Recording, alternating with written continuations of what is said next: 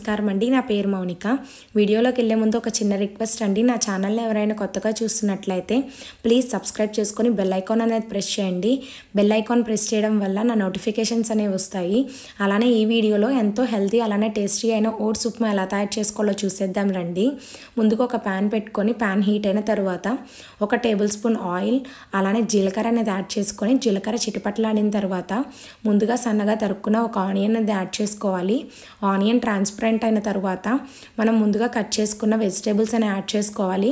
మీ దగ్గర ఏ వెజిటేబుల్స్ అవైలబుల్గా ఉంటే ఆ వెజిటేబుల్స్ యాడ్ చేసుకోండి.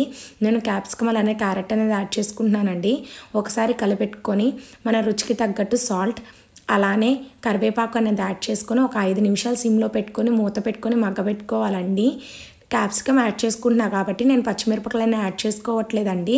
అలానే బాబుకి పెడుతున్నా కాబట్టి యాడ్ చేసుకోవట్లేదు. మీకు కావాల్సినట్లయితే మీ కారానికి తగ్గట్టు పచ్చిమిరపకాయలు అనేవి యాడ్ చేసుకోవచ్చు.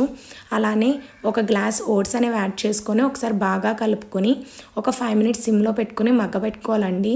ఈలోపు ఓట్స్ అనేవి కొంచెం సాఫ్ట్ అవుతాయి. అలానే ఒక గ్లాస్ ఓట్స్కి 3 గ్లాసుల వాటర్ అనేది యాడ్ చేసుకోవాలి. నేను రోల్డ్ ఓట్స్ వాడుతున్నా కాబట్టి కొంచెం వాటర్ అనేది ఎక్కువ పడుతుందండి.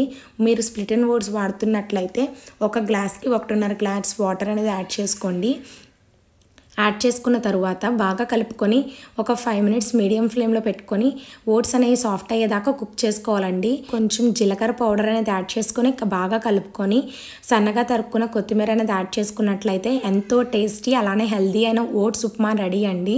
ఇది డైట్లో ఉన్న వాళ్ళు ఒకసారి ఇలా ట్రై చేయండి. చాలా ఇష్టంగా ఉంటుందండి.